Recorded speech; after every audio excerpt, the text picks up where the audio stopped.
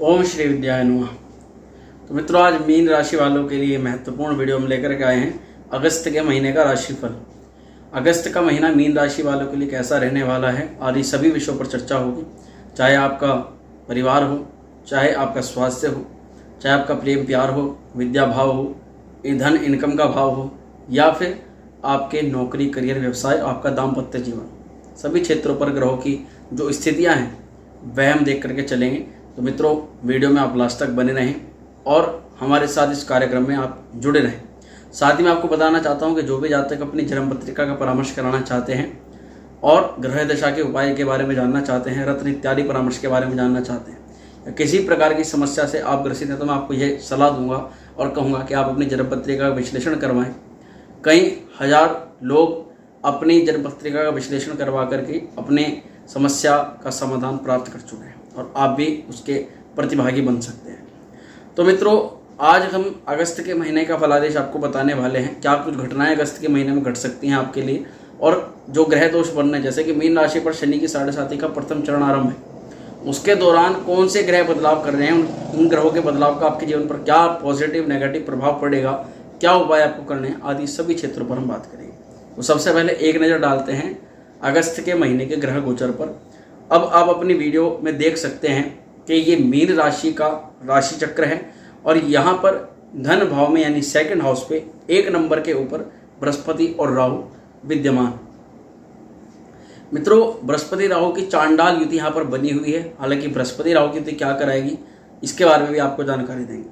इसके बाद में और ग्रहों को देखते हैं तो पंचम भाव में यानी कि कर्क राशि के ऊपर शुक्र की स्थिति है। और शुक्र के बारे में आपको बताऊं कि शुक्र लगभग 7 अगस्त को कर्क राशि में प्रवेश करेंगे, यानी कि इस भाव में आएंगे। इससे पहले वे आपके चतुर्थ भाव में रहने वाले हैं और पंचम भाव में जो शुक्र का प्रवेश होगा, शुक्र का गोचर होगा, कई चीज़ों में आपके लिए पॉजिटिव भी है और कई चीज़ों में थोड़ी बहुत नेगेटिव भी है, शुक्र महाराज दे सकते हैं।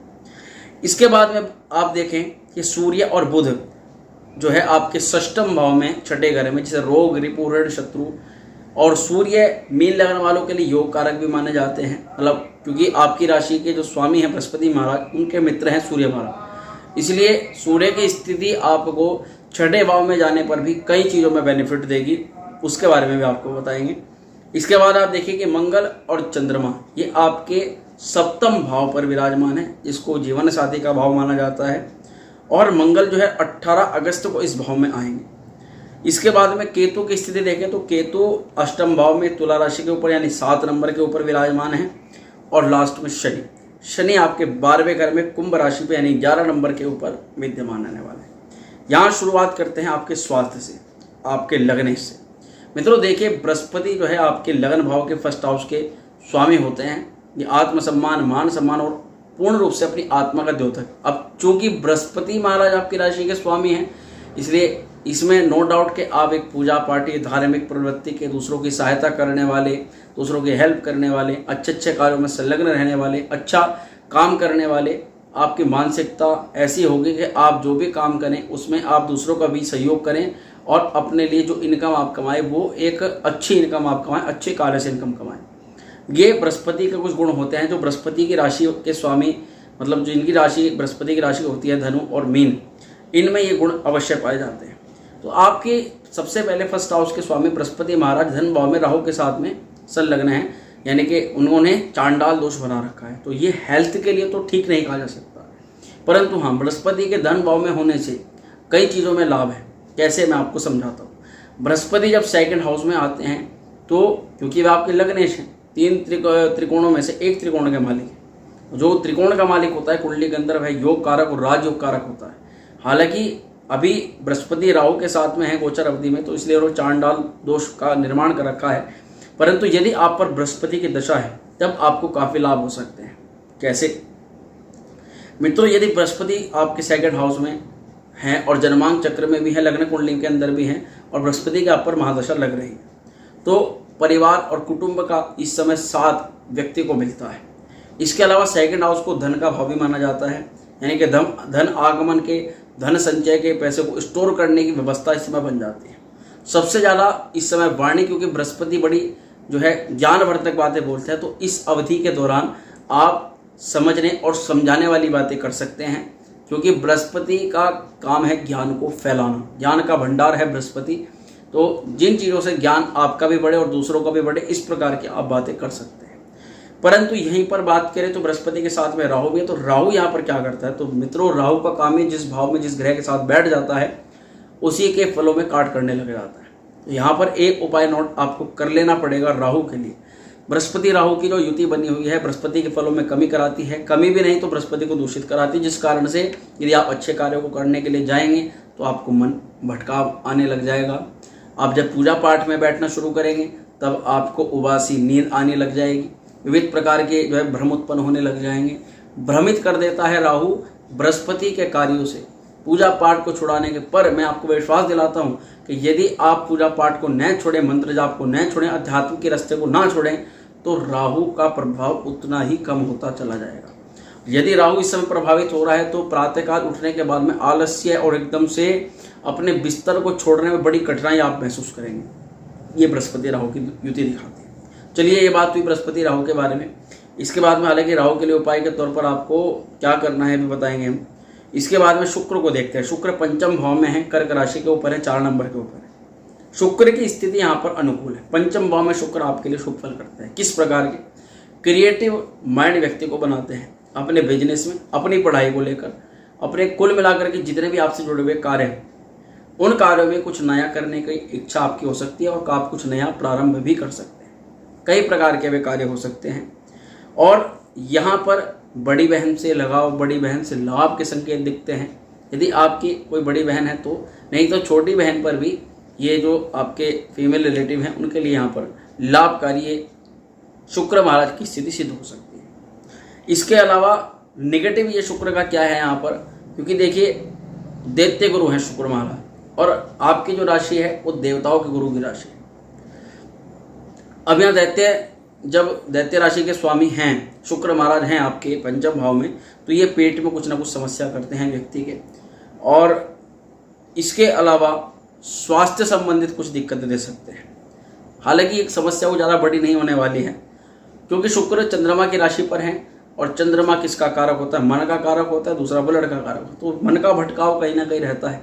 अब पंचम भाव क्योंकि विद्या का भी है, तो इंसान पढ़ने के लिए प्रयास करे, इधर शुक्र यानी अट्रैक्शन के चक्कर में व्यक्ति कहीं और ध्यान लगाने बैठे। इस प्रकार की गतिविधियां इस समय हो सकती हैं। तो आप अपना पूरा कंसंट्रेशन आपको रखना है। अब यहाँ पर सूर्य और बुध की स्थिति को समझते हैं। सूर्य और बुध दोनों ही आपके छठे घर में। यहाँ अच्छी बात यह है कि सूर्य छठे भाव में ही है और छठे भाव के ही मालिक हैं। तो छठे भाव के मालिक होने के कारण से जब भाव का स्वामी अपने भाव में प्रवेश करता है तो उस भाव में, जैसे कि मैं अपने घर में जाऊंगा तो अपने घर के लिए अच्छा जरूर करूंगा, इसी प्रकार से सूर्य अपने घर में आए तो सूर्य अपने घर के लिए अच्छा करेगा। सूर्य छठे घर में है तो सूर्य छठे घर के फल आपको जरूर दिलाएगा, जैसे कि प्रतियोगिताओं में विजय प्रदान करना, प्रतियोगी परीक्षाओं में विजय प्रदान करना। इसके अलावा कोर्ट केस कोई चल रहा है, पहले से कोई मुकदमा चल रहा है, उसमें विजय प्रदान करना। साथ ही रोग आदि पर विजय प्राप्त करना। शरीर के अंदर किसी प्रकार की व्याधि है, दिक्कत है, समस्या, उसमें विजय प्राप्त करना। ये यहाँ पर शुक्र की जो स्थिति है वह दिखाती है। साथ में शुक्र की जो सप्तम दृष्टि है वह जाती है सीधे 12वें घर पर और वहाँ पर शनि की राशि है। वहाँ सूर्य महाराज दृष्टिपात करते सार ही आपको विदेश यात्रा संबंधित लाभ, विदेश यात्रा के योग प्रबल करा देते हैं। अब चूंकि सूर्य हैं तो व्यक्ति अधिकारियों के संपर्क में रहता है, अधिकारियों के सानिध्य से कार्य करता है और अधिकारियों के सहयोग से या पिता के सहयोग से विदेश आगमन करता है। ये चीज़ें दिखाई देती हैं सूर्य की। हालांकि अगर यदि आप पर दशा है तो वह दशा कष्टकारी जरूर हो सकती है। उसमें यही चीज़ें जो फल मैंने आपको बताया इनमें से आप किसी न किसी चक्कर में फंस सकते हैं। परंतु प्रभु से प्रार्थना कीजिए कि आपकी कुंडली के अंदर सूर्य अच्छी स्थिति में हो, और यदि सूर्य अच्छी स्थिति में नहीं है तो उसको अच्छा करने के लिए आप आदित्य हृदय स्तोत्र का पाठ कर सकते हैं, भगवान श्री विष्णु की आराधना कर सकते हैं, भगवान सूर्य नारायण के जो 12 मंत्र हैं उनका प्रतिदिन जाप कर सकते हैं और सूर्य को अर्घ प्रदान कर सकते हैं। तो इन सभी चीज़ों से सूर्य भी आपका स्ट्रांग होता चला जाएगा और आप किसी भी अगर यदि इन किसी दिक्कतों में हैं, कोर्ट केस वगैरह में, तो आप उससे निकल सकते हैं। इसके अलावा मंगल और चंद्रमा ये आपके सप्तम भाव में है। सप्तम भाव जो कि होता है जीवन साथी का भाव, पत्नी स्थान का भाव। मंगल सप्तम स्थान के लिए और सूर्य, ये 2 ग्रह थोड़ा अच्छा फल नहीं करते। हालांकि इसमें दिक्कत क्या होती है कि पार्टनर की तबीयत थोड़ी खराब हो जाए। अब क्योंकि मंगल एग्रेशन के कारक हैं, गुस्से के स्वभाव के कारक हैं, तो ये दिखाई देता है कि सामने वाला जो व्यक्ति है अपने एटीट्यूड में, अपने घमंड में, कभी कभी हम खुद भी आकर के और सामने वाले व्यक्ति से लड़ बैठते हैं, जिस कारण से आपसी मनमुटाव और कलह हो जाती है। मंगल के इस भाव में होने के कारण से आपको मंगल का उपाय करके जरूर चलना चाहिए। आपको लाल कनेर का फूल हनुमान जी के चरणों में रख करके आना है। इसके अलावा गुलाब का फूल भी रख सकते हैं और हनुमान जी से प्रार्थना करें कि जिस प्रकार इस गुलाब के फूल में महक रहती है, इसी प्रकार से हमारे जीवन के अंदर भी महक बढ़ती चले जाए और किसी प्रकार का कलह न उत्पन्न। इस प्रकार का आपको उपाय करके चलना चाहिए। मंगल की जो अवस्था है यह भी आपके लिए शुभ परिणाम देना शुरू कर देगी। मंगल के और फलादेशों को समझते हैं तो मतभेद जैसे कि उत्पन्न होना, परंतु एक अच्छी चीज़ क्या है सप्तम स्थान में मंगल की, कि यहाँ क्योंकि मंगल योग कारक हैं आपके, मंगल अशुभ प्रभाव देने वाले नहीं है, केवल सप्तम भाव में थोड़ा दूषित कर रहे हैं सप्तम भाव को। बाकी योग कारक होने से क्या है कि जो व्यक्ति पार्टनरशिप से काम करते हैं, नौकरी व्यापार में जिनका पार्टनरशिप का रोजगार है और डेली रूटीन में जो डेली सेल्स का काम करते हैं, ऐसे व्यक्तियों को जो है मंगल की कृपा बहुत प्राप्त होती है इस समय अवधि में। व्यवसाय के लिए बहुत उन्नतशील है, प्रोफेशन के लिए बहुत अच्छा है मंगल, और स्वास्थ्य को जो है उत्तम लाभ प्रदान करता है, क्योंकि मंगल सप्तम में बैठकर आपके लगन को, शरीर को देता है। जैसा मैंने कहा कि बृहस्पति राहु के साथ में होने से स्वास्थ्य में कुछ दिक्कत थी, मंगल के दृष्टिपात करने से वहाँ मंगल आपको अंदर से इतनी ऊर्जा दे देता है, इतनी पावर दे देता है कि आप उस रोग को, उस शारीरिक अक्षमता को क्षमता में बदल सकते हैं और आपको कोई ज़्यादा बड़ी व्याधि नहीं सता सकती। मंगल यहाँ पर ये मानिए कि मंगल किसी प्रकार से पापित नहीं है, नहीं तो मंगल यदि शनि इत्यादि ग्रहों से पापित हो जाता तो ऐसी स्थिति में फिर दिक्कतें हो जाती, परंतु ऐसा कुछ नहीं है। इसके अलावा आपके अष्टम भाव में केतु महाराज की स्थिति जो है वह विद्यमान है। अब केतु की स्थिति देखें तो केतु यहाँ अष्टम भाव में आपके लिए शुभ नहीं, बृहस्पति लगन के लिए राहु केतु की स्थिति यहाँ अष्टम भाव में शुभ नहीं मानी जाती। किस प्रकार की दिक्कतें अष्टम भाव में कर सकते हैं? कार्यों में रुकावट करना, अड़चने पैदा करना, किसी भी काम में होता काम और लास्ट में उसमें बीच में आप, हालांकि आपका कार्य कोई नहीं रुकेगा, काम सारे होंगे, परंतु आप देखेंगे कि मेरे साथ में ऐसा हो रहा है, जब मैं कोई कार्य करना चाह रहा हूँ उसी समय कुछ ना कुछ दिक्कतें परेशानी बीच में खड़ी हो रही है, तो ये अष्टम भाव में केतु है इस कारण से। तो इसका उपाय भी सुन लीजिए। इसके उपाय के तौर पर आपको बुधवार को और शनिवार को गणपति अथर्वशीर्ष का पाठ करना है। शनिवार में विशेष रूप से माँ दुर्गा की आराधना करनी है। ओम दुर्गायै नमः मंत्र का आपको जाप करना है। इसके अलावा आप शुद्ध होकर के शारीरिक शुद्धता के साथ में नवारण मंत्र का भी जाप कर सकते हैं। ओम ऐं ह्रीं क्लीं चामुंडायै विच्चे, रुद्राक्ष की माला से इसको जाप करना है और गोमुखी के अंदर इस उंगली को बाहर निकाल करके आपको जाप करना है। इसका आपको विशेष लाभ देखने के लिए मिलेगा। लास्ट में देखें तो शनि महाराज 12वें घर में विद्यमान है। 12वें घर में शनि के होने से आपको कई प्रकार के लाभ जो हैं विदेश संबंधित, जैसे कि इंपोर्ट एक्सपोर्ट का जिनका व्यवसाय है उनको यहाँ लाभ होता हुआ दिखाई देता है। अब क्योंकि शनि 12वें घर में है, यदि आप विदेश सेटलमेंट के बारे में विचार कर रहे हैं, बाहर जाके जॉब करना चाहते हैं या फिर बाहर ही रह जाएं, ऐसा मन में विचार करते हैं, शनि की यहाँ पर स्थिति करीबन और 2 साल तक बनी हुई है। आपके लिए बहुत अच्छे यहाँ पर अच्छे अपॉर्चुनिटी शनि महाराज लेकर के आएंगे, तो आप उनका लाभ उठाएं और विदेश सेटलमेंट आप कर सकते हैं। परंतु शनि की स्थिति स्वास्थ्य के लिए हानिकारक सिद्ध होती है, स्वास्थ्य के लिए ठीक नहीं मानी जाती, और स्वास्थ्य में मुख्य रूप से घुटने और घुटनों से नीचे के जो हिस्से हैं, पैरों में दिक्कत यहाँ शनि महाराज करते हैं। लव लाइफ के लिए जो यहाँ पर शुक्र की स्थिति है, वैसे प्रेम रोमांस बढ़ा हुआ रहेगा। पंचम भाव में आपके शुक्र हैं, काफ़ी प्यार वाली भावनाएं जो है उठती रहेंगी, परंतु सप्तम में मंगल होने के यदि आप प्रेम को विवाह में तब्दील करना चाहते हैं तो अभी का समय थोड़ा सा अनुकूल नहीं है, थोड़ा सा इंतजार आपको करके चलना पड़ेगा। व्यापारिक दृष्टिकोण से बृहस्पति आपके दशम भाव के मालिक है, राहु के साथ में है। जैसे मैंने बताया, बृहस्पति का उपाय आपको करना है और साथ में राहु का भी उपाय आपको करना चाहिए। राहु के उपाय के तौर पर आपको एक मुट्ठी जौ लेकर के उल्टा उसे सिर पे से 7 बार घुमाकर और बहती नदी में जो बुधवार के दिन 12 से 1:30 के बीच जब राहु काल आता है, उस राहु काल में प्रवाहित करना है। ये उपाय आपको करना है। बाकी माँ श्री विद्या आप सभी का कल्याण करे, यही हमारी मनोकामना है। ओम श्री विद्याय नमः।